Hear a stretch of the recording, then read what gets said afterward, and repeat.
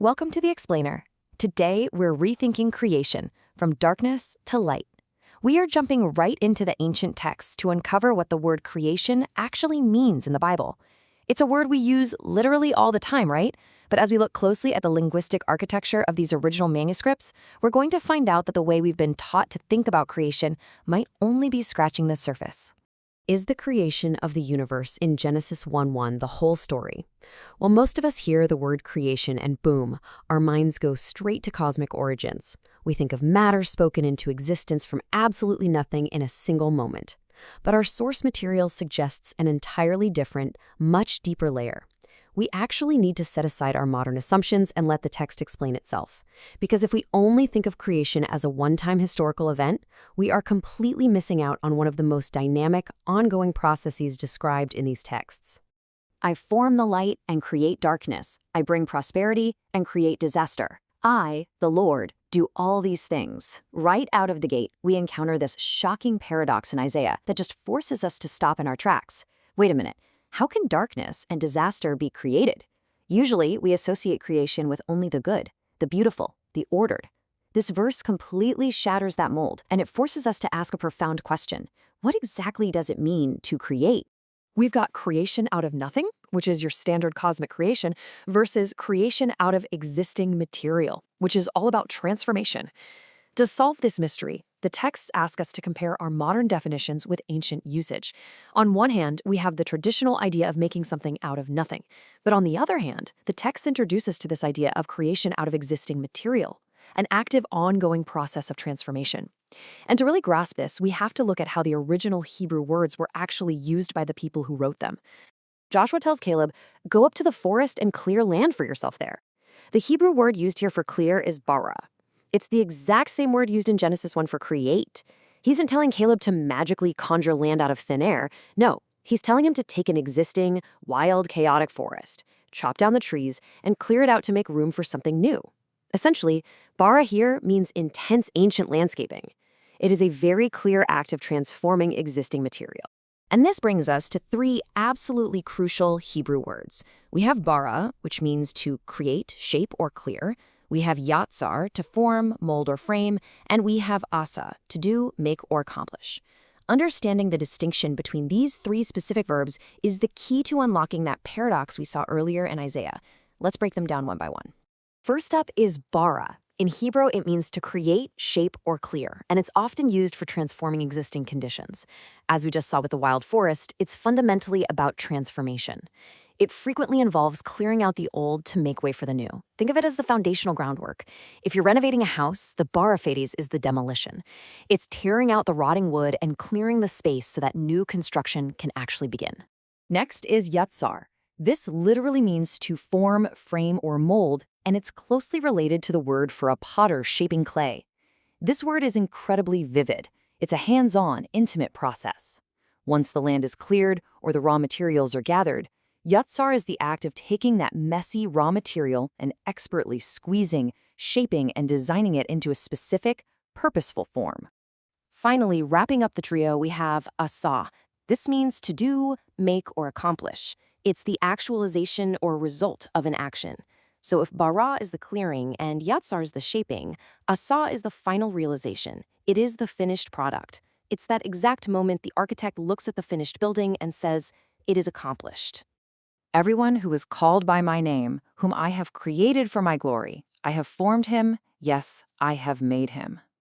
Look at how Isaiah 43:7 intricately weaves all three of these exact verbs into one continuous sequence. Whom I have created, bara. I have formed, Yatsar. Yes, I have made, Asah. This isn't just repetitive poetry, guys. It's a precise architectural blueprint. It shows that human creation is a progressive journey through these three distinct phases of clearing, molding, and finalizing. Yatsar, the potter, and the clay. To truly understand this middle phase, the molding process of Yatsar, the texts point us directly to one of the most profound and famous metaphors in the entire Bible. It's an image that captures the absolute essence of what it means to be actively formed by an outside force.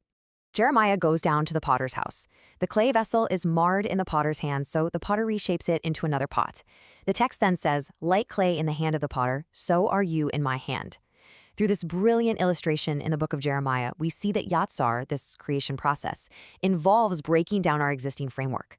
The clay has imperfections, maybe some hard lumps, so the potter crushes it down and actively reshapes its constitution into something with an entirely new purpose.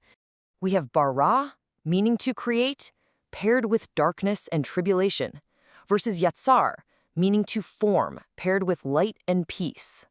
Let's build this right back to our opening paradox in Isaiah 45:7. Remember that? I form the light and create darkness. Notice how the text directly pairs the word bara, that clearing transformative action, with darkness and tribulation. But it pairs the word yatsar, the careful, intentional molding, with light and peace. Step 1, using darkness and tribulation, that's bara. Step 2, the potter's molding, Yatsar. And step 3, achieving light and peace, Asah.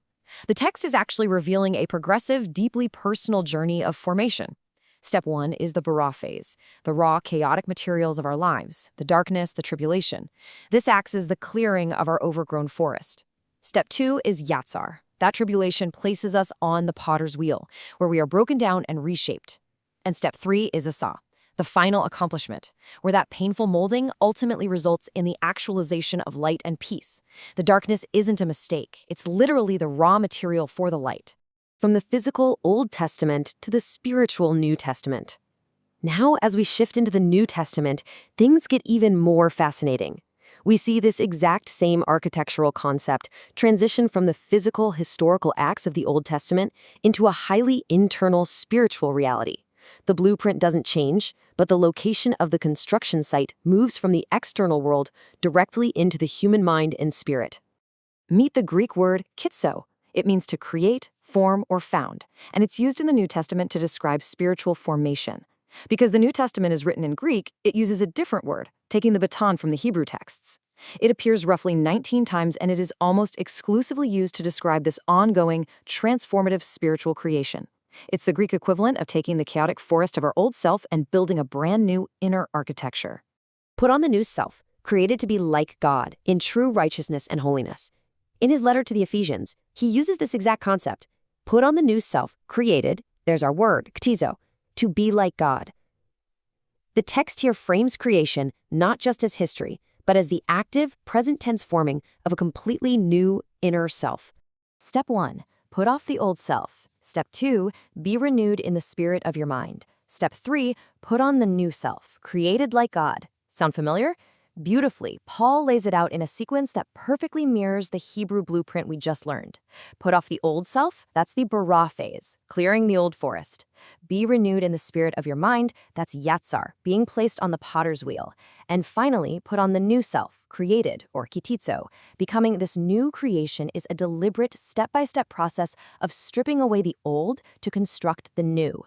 We are created in Christ Jesus for good works. The two are made into one new man, making peace. We are being built together into a dwelling place for God and renewed in knowledge in the image of its creator.